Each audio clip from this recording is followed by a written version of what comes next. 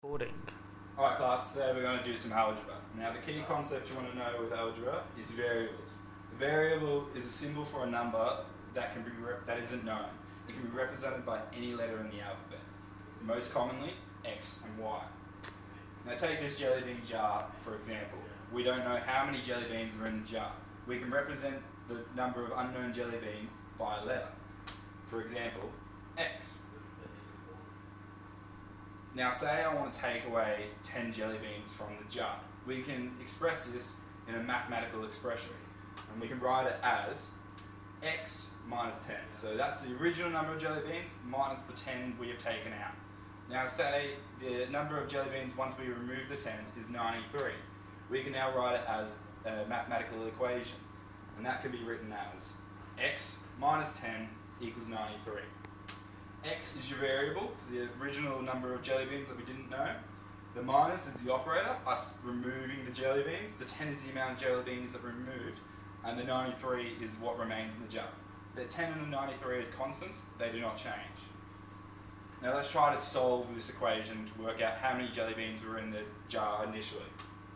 In order to find out the initial amount of jelly beans, we need to manipulate the equation to get X by itself. Now the first step is to work out what we need to remove to get X equals so and so.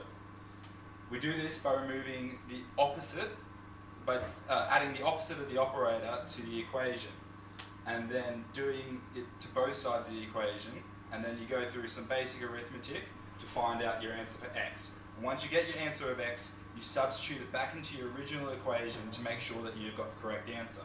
Now let's work through the equation before. We have X jelly beans minus 10 equals 93. So we're removing 10 jelly beans from the initial pile. So the first step we want to do is remove this part from the equation.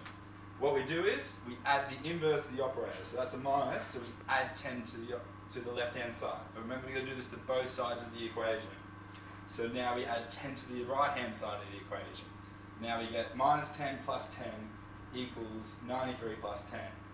So those two will cancel each other out, which will result in X equals 93 plus 10, which is 103. Now we've got a value for X for the original amount of jelly beans, so we substitute it back into the original equation, which gives 103 minus 10, which equals 93.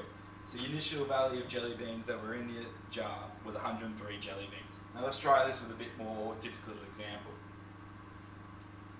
7x minus 5 equals 30.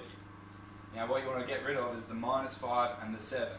But remember, when you're doing this, BODMAS works in inverse order than you normally used to. Normally you'd be going brackets over multiplication, division, subtraction, addition. This time you go addition, subtraction, multiplication, division, then brackets.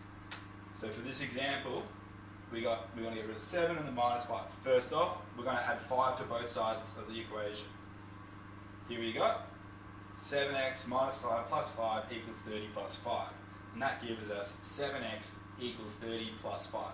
Now the 7x is 7 times x, so now this time we want to get rid of the 7. So we're going to have to divide by 7 on both sides of the equation. And that gives us 7x divided by 7 equals 35 divided by 7.